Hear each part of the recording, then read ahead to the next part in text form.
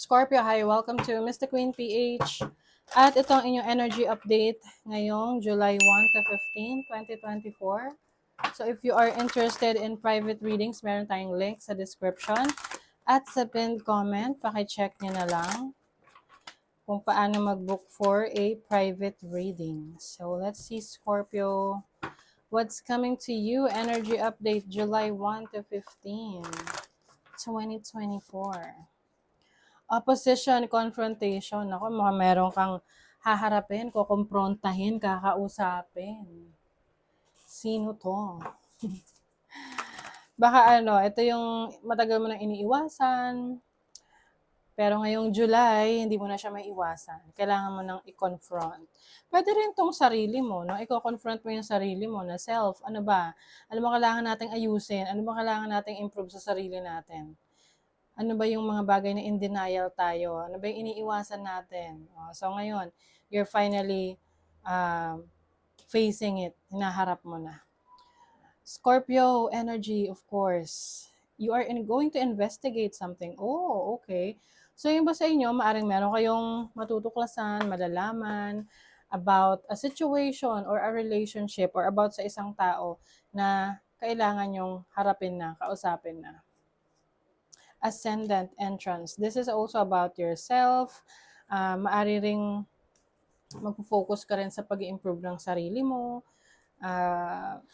Maaring yung iba, merong babaguhin sa inyong the way you carry yourself. Sa styling ninyo, sa physical appearance ninyo. Pwede rin tong sa inyong pananaw sa buhay. Things are changing. Okay? So, kumbaga, ngayon, mas lalo mong kinikilala yung sarili mo on a deeper level. Let's see your overall energy. The King of Swords. Medyo maingat kayo ngayon. Kumbaga, when it comes to making decisions or pagtitake ng action, maingat kayo. Pinag-iisipan nyo muna bago nyo gawin. Kumbaga, parang kayo naglalaro ng chess. 4 steps ahead, di ba? Your challenge is the Emperor. So, maaaring magkaroon ka ng challenging situation sa inyong boss or someone in authority sa buhay ninyo.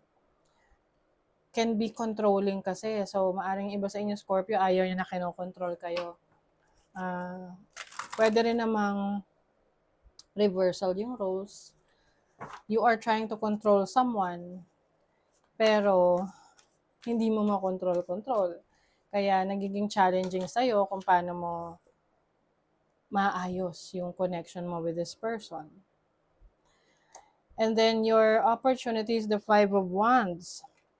I think you're going to be more competitive ngayong week na to. Diba, I was just talking about playing chess. Naglalaro siya ng chess. Baka mahilig kayo maglaro ng chess, Scorpio. Ayun na naman, oh. Diba? Anything na may kinalaman sa chess.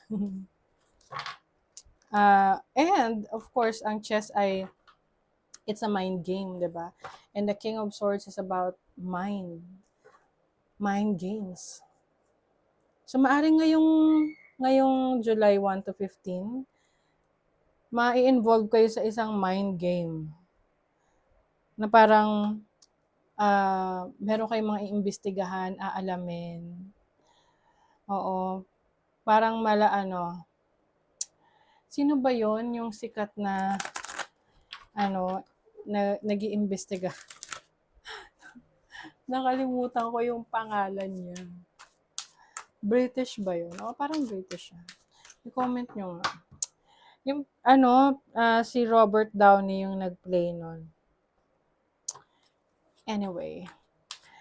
Basta yon. So, ngayong first half ng July, you will be more competitive. Pwedeng literal na meron kang sasalihang competition. Or, yung iba sa inyo, meron kayong goal na gusto nyo ma-achieve, kaya talagang nakikipagkompetensya kayo sa iba para kayo yung makakuha nung prize. Your blessing is the Justice card. So, makukuha mo yung dinedeserve mo. Okay? You will also get the justice that you deserve.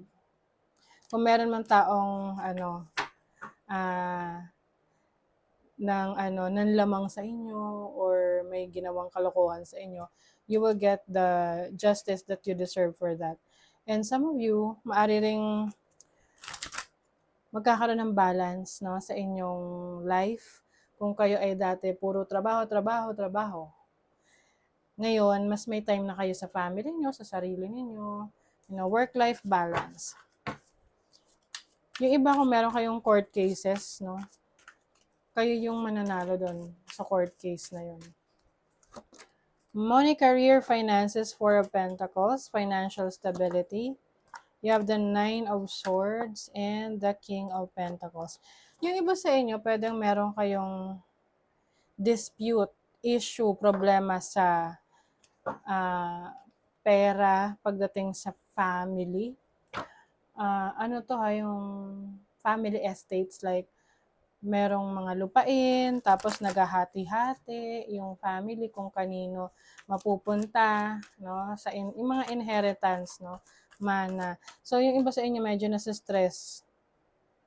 Kasi pwedeng ayun yung conflict. Oh, okay. Pwedeng yun yung conflict with a family member. Naku, yan ang isa sa mahirap talaga na conflict. Yung mga mana, ari-arian sa family. Yung iba nga, medyo nagiging violente pa dyan.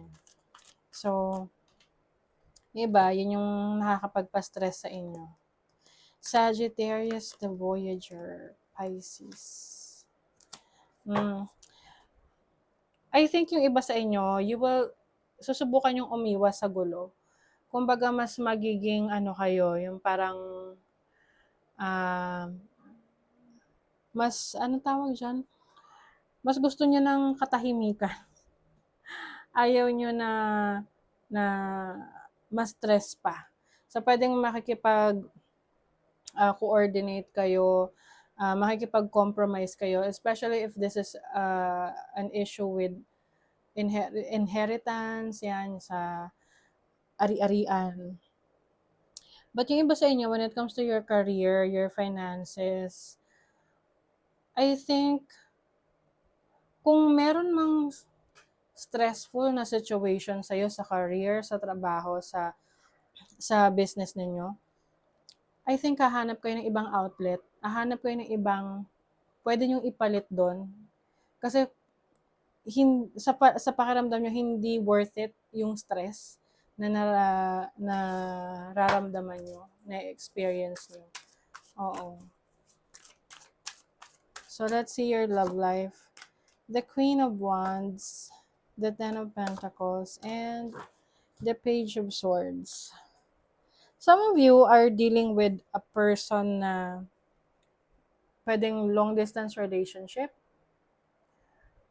Pero I think you will be spending more time with this person. Pwedeng ito ay uuwi or may pagkakataon kayo magkasama together.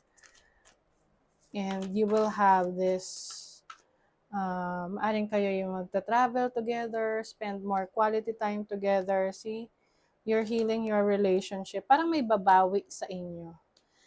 Babawi siya sa pagkukulang niya sa'yo. Jupiter expansion. Pwedeng you will receive an expensive gift from your partner. I think na pag-uusapan nyo rin yung mga bagay na kailangan nyong iset sa relationship na boundaries na para hindi kayo laging nagkakaroon ng conflict. Yeah. Kailangan talaga you are setting healthy boundaries with your person. But I think you will have more time with your romantic partner. Kumbaga, you will make up for the lost time. Surround yourself with love. So, yung iba sa inyo, ang ipapaligid nyo sa buhay nyo ay mga taong alam nyo na nagmamahal sa inyo. Hindi nyo napapansinin ang mga stressful na tao. para sa inyo, mas focus kayo dun sa mga meaningful connections, meaningful relationships na pwede nyo pang i-grow yung inyong pagsasama. Okay? So that is your reading, Scorpio. Thank you so much. Bye.